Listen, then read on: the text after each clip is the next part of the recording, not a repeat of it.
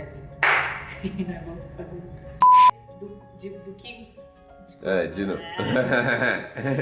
Oi, gente, tudo bem com vocês? Nesse vídeo eu vou falar sobre algo que preocupa muitos pais, que é o tema de tosse. O que fazer quando meu filho tá com tosse? Será que essa tosse é preocupante ou não? Quando que eu devo levar no médico? Então fique ligado que nesse vídeo eu vou dar muitas dicas pra vocês.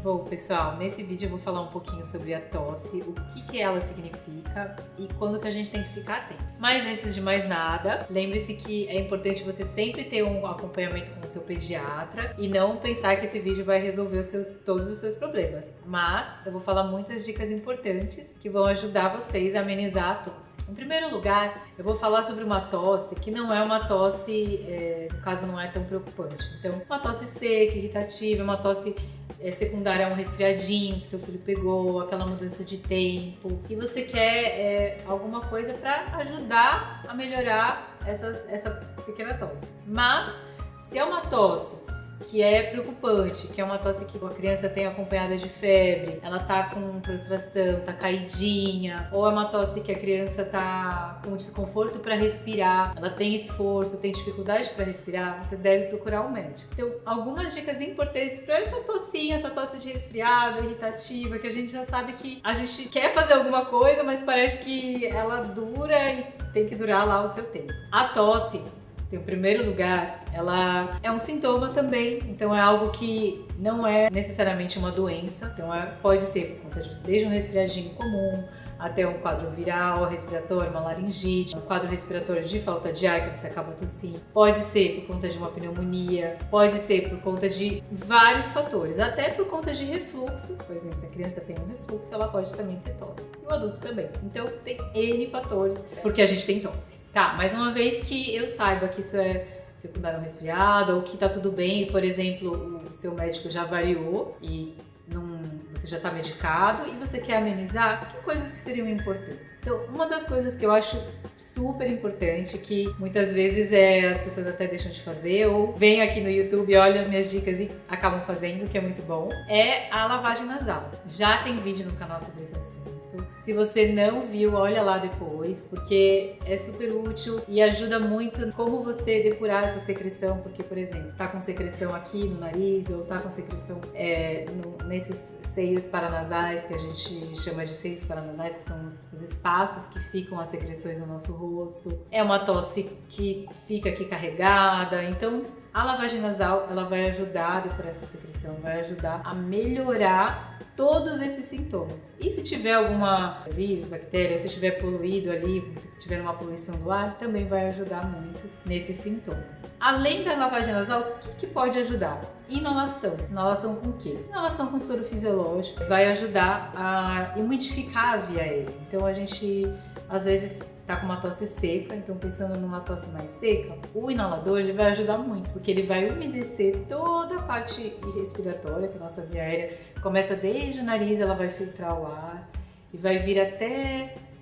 traqueia, brônquio, vai vir no pulmão e tudo isso vai ajudar a umidificar a via aérea e vai diminuir a irritação, que muitas vezes a gente fica com aquele pigarrinho chato, com aquela vontade de tossir toda hora, ele vai dar um certo conforto para você. Então, lavagem nasal e inalação a gente não tem erro, tá bom? Outra coisa que ajuda em relação à tosse no geral, seja tosse seca, tosse úmida, hidratar a via aérea, não só por fora, então fazer a inalação, lavagem nasal com soro, mas também tomar água, então tomar muita água, isso vai fazer com que ajude a hidratar a via aérea por dentro e por fora e você vai se sentir melhor também. Um outro fator, uma outra coisa que ajuda muito a tosse e que pode ser usado em crianças a partir de 1 ano de idade é o mel. O mel é algo que tem trabalhos científicos já a respeito, tem alguns artigos que falam que eles acompanharam dois ou três grupos de crianças, no qual um grupo tomou aqueles xaropes que as farmácias vendem para tosse, o outro grupo tomou mel e outro grupo tomou mel de outra qualidade, um mel, por exemplo, de eucalipto e outro mel de laranjeira, por exemplo, um mel normal, né? usual. E aí, o grupo que tomou mel, independente se foi o mel de eucalipto ou de laranjeira, ele percebeu que melhorava o conforto das crianças, que a noite de sono era melhor e que eles tossiam menos. Então, mais do que isso, né, uma evidência científica, a gente, né, não tem argumentos. Então, use o mel. O mel puro, você pode fazer o mel e colocar algumas gotinhas de limão, por exemplo, fazer um xarope caseiro à base de mel. Lógico, não tente fazer nada mirabolante, só tem orientação também do seu médico, do pediatra, mas o mel por si só ele já dá esse conforto. Além disso, o mel ele tem propriedades anti-inflamatórias próprias, então ele vai ajudar nesse sentido, diminuir a inflamação da via aérea, que é, porventura, um resfriado, uma gripe, causou ali e aquele vírus provocou uma irritação na via aérea. Deixa eu dar uma coladinha. À noite, algo que ajuda muito também para a tosse dos pequenos, a gente sabe que à noite a tosse piora. Existem alguns nossos receptores noturnos que vão fazer com que a tosse piore também. O fato da gente ficar na horizontal, né, então você fica deitado, a criança quando vai dormir fica deitada, a gente fica deitado, faz com que a tosse piore, porque a secreção ela vai descer e a gente também vai ter mais reflexo de tosse. N fatores que fazem com que a tosse piore à noite. Então, o que você pode fazer é elevar um pouquinho o decúbito. Então, você deixar a criança não completamente deitada, mas você deixar um ângulo mais ou menos de uns 30 graus para ajudar a criança a ficar um pouquinho mais confortável, já ajuda. Lógico, de forma segura. Então, criança pequenininha, bebezinho, menores de 2 anos, o ideal é não usar o travesseiro. Então, você pode levar o colchão inteiro com alguma coisa embaixo do colchão, por exemplo, ou você usar um travesseiro anti-refluxo, por exemplo, aumentar um pouquinho essa angulação, mas não precisa ser um travesseiro, pode ser outra forma. Para adulto, você pode fazer isso, não tem problema, lógico, desde que seja de forma segura. Outra coisa que a gente faz também é umidificar. Então, além da lavagem nasal que vai ajudar a umidificar a via aérea, a gente pode usar um umidificador em casa, desde que o umidificador esteja bem limpo, esteja, né, com todas as pré-requisitos de limpeza e você fazer a manutenção do aparelho corretamente para não ter proliferação de fungo. E isso, claro, se tiver um tempo muito seco, então se for uma tosse mais seca, você umidificar vai ser muito bom, vai ser muito positivo.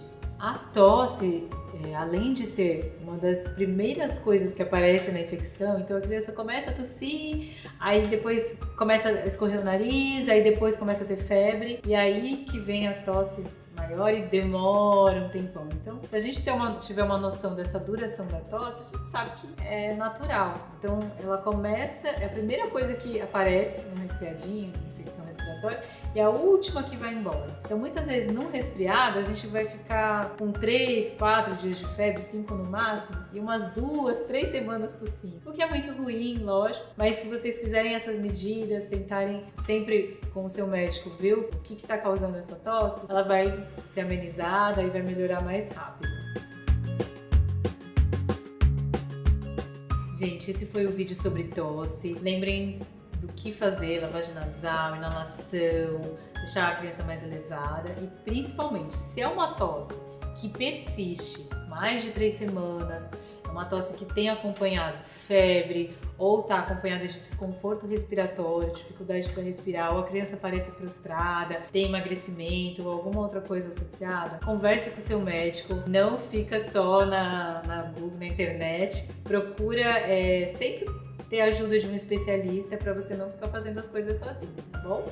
Isso aqui são algumas dicas que são essenciais, mas você deve ter sempre o seu pediatra ali do lado. Não esqueçam de se inscrever, de curtir, de comentar e colocar muitas coisas aqui pra gente colocar mais conteúdos, falar mais coisas interessantes para vocês. Até a próxima!